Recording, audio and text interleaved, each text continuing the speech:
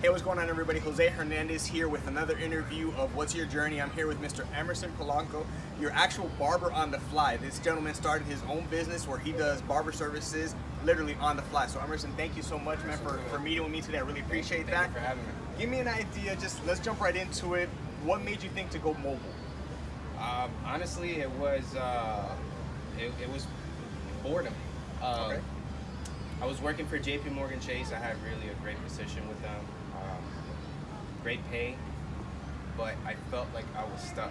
I felt I wasn't being utilized to my full potential. They weren't utilizing what Emerson could bring to the table.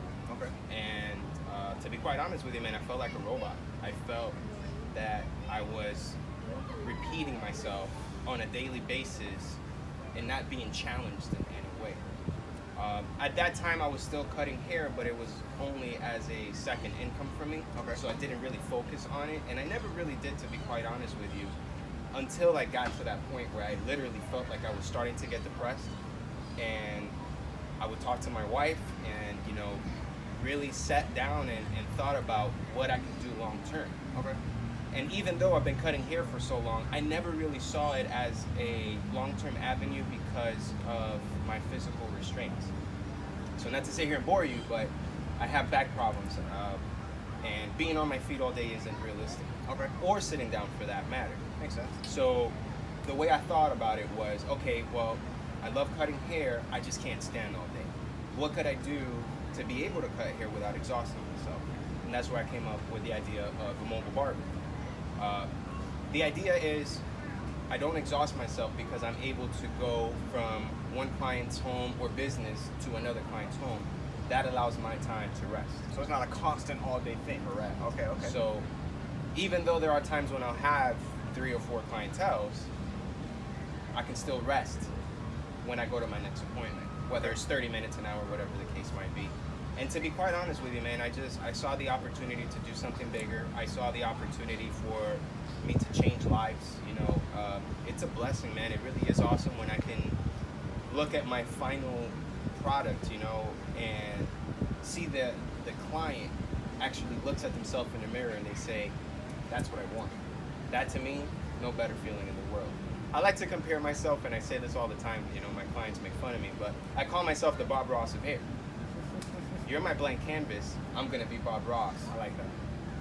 Let's put some happy trees in your hair. And that's why we picked this background, so we have the happiness out there. Oh, the happy trees. And he made a really good point, and I love how you mentioned the idea that you're working a good job, a steady income. A lot of times it's not even so much about the money, but if you're not happy, if you're sitting at a job where most of your day you're wishing, man, I wish there was more, I wish I could do more, have more control of your life. That's what he did, and you started with a side hustle. Now, are you still working at JP Morgan? No longer working with JP Chase. I've always been the type of person where I never really solely focused on one income. Okay. I've always thought it was smart to have more than one source. God forbid. True entrepreneur, diversify your income. Absolutely. I believe that the typical millionaire has close to 6 or 7 different sources of income. So ideally, it was only a gateway for me to really look at Barber on the Fly as just more than being a barber. At the end of the day, I want to leave a legacy. I want people to remember Emerson and Barber as the Fly, not only as a barber, but as someone who was passionate about what he did. He wanted to help others. I also want to be able to hopefully one day help the youth out and potentially become, an instructor. Okay. Maybe not that point, but even if I can just get out there and inspire these kids to see barbering as just not becoming a barber and cutting hair, but creating art, creating a business out of it, selling products, educating, things of that nature. Barber isn't just cutting hair. There's really other avenues you can take that business. So I don't only see it as a barber. And to be quite honest with you, at the end of the day, when I did the business, having my wife by me was probably one of the biggest things that was tremendous to me. Having someone who believes in you, having someone who believes in your dream and really pushes you to do better is tremendous. So not necessarily that I couldn't have done it without my wife, but having that support and having her as my my true fanatic, my ride or die fan, has been tremendous help. So I think that's really something when you have that drive and you have someone who's also motivating you. Because again, it doesn't have to be my wife. I'll take you as a great example. You're someone that I honestly looked up to, who I said, you know what, I can do something like Jose can. Or we'll take some of our great friends that we have in mutual. Alain Gonzalez, you know, with his Muscle Monster. Albie Gonzalez, his brother, with Albie Fitness. Michael Garcia with his real estate and what he's doing. You know, there's a lot of us. Jonathan as well. You know, a lot of us are really looking at other avenues. We're really looking into how can we make a difference. And I think that as a barber, we can really make a difference.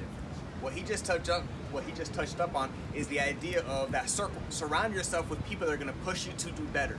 You know, having his wife as your main supporter is the best thing possible. Let me tell you, my wife is my biggest supporter. You know, you want to be with somebody that's going to not only encourage you, support you, but listen to you when you're down, that when you feel like quitting, it's going to be like, no, you're not going to quit. This is what we could do, you know, try something else. Yep. So that's huge. The other thing he talked about is, as an entrepreneur, we want to make a living. We want to make money. There's nothing wrong with that. But more than the money, you got to find a passion. Yep. Something you enjoy, because I can promise you, money's not enough of a motivator to get you off your ass to start doing work. So if you're going to do something, find something you enjoy and then learn to make money from that. Because at that point, your work isn't work. You're enjoying what you're doing and you can progress from that. Absolutely. So that's a really good point. Tell me any obstacles you started with. You know, when you first started, what obstacles did you face? Honestly, there was a lot of them. But I would say, kind of touching up on what you said about the income and you know, it's not all about the money. Even though it's not all about the money, I would say that was definitely a sacrifice that I had to make. You know, and I did the best that I could to prepare myself for that. But there were times where it became very difficult. You know, and a lot of it fell on my wife. And even though I didn't want to put that on her, the fact that she was supportive about it was a tremendous help. I would say that was one, you know, and honestly, staying motivated isn't easy. And I think that's where we start believing into the things of law of attraction. Yes. You know, going back to what you also said earlier about who you surround yourself with. Yep. That's also very important. You know, if you have other entrepreneurs, if you have other people that are like-minded, if you have other people that are very positive and know about the laws of attraction and know about the secret and how we can help each other, I think makes a huge difference as well. So I think a lot of it also had to do with surrounding myself with those people who could continue to motivate me in the path of staying as an entrepreneur and staying self-employed and what's the next step, what's the next level. Another one I would say also is, in my case as a barber, finding good clientele. Okay, yes. Even now I'm at the point where I believe that I'm going to get to the point I'm going to have to weed out certain clientele. So I would say that's very difficult, you know, because I really focus, my clientele is my business, you know, that's how I make my bread and butter. So you really have to focus on making sure you find people that are going to be worth your time, worth your business, who care about your business, who want you to grow as a business. So I would say that's another obstacle, is really finding good clientele. What you're talking about though with the clientele part, it's a beautiful thing when you can have the discussion of, I'm at a point where I need to start maybe getting rid of some clientele. Because at that point you start realizing it's not just about the money. Even though you're paying me, I'm actually losing more by still giving you a service that I can be giving to somebody else. So that's a really, really good point when it comes to running a business. You know, that's huge. So with that being said, which we were talking about earlier as well, I had made a post recently about clients and canceling. So I'm really glad you brought that up. I think that's another thing. That was another obstacle, was managing the business, really. And it's really hard when people aren't considerate and they cancel on you. You know, and I understand life happens, but I had to really sit down and take ownership of those things. And even though I know I might lose clients, I have to look out for what's best for me and my business. Hence the reason I went ahead and started applying the cancellation fees.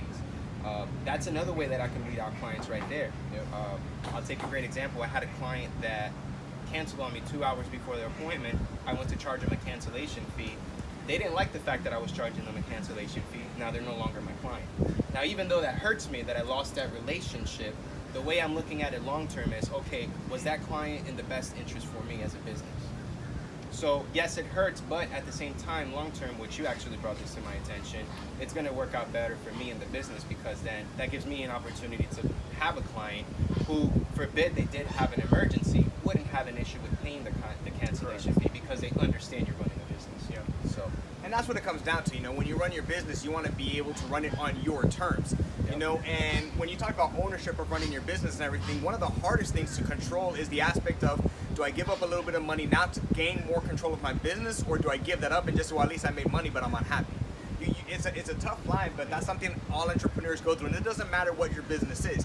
You know, one thing I love how you're presenting your Barber on the Fly is the idea that you're a true business owner. You don't approach it as, oh, I just cut hair.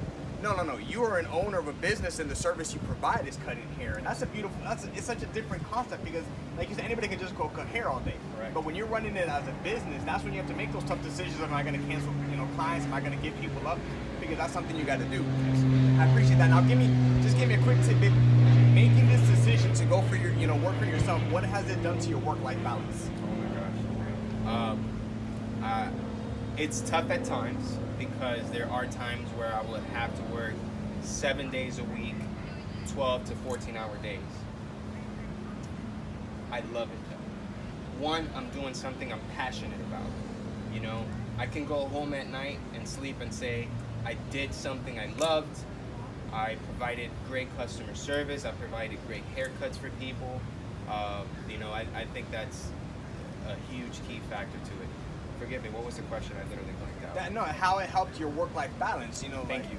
So with that also being said, I'm able to spend more time with my family. So prior to us meeting, I was able to go have lunch with my wife. My wife actually accompanied me to one of my clients' house.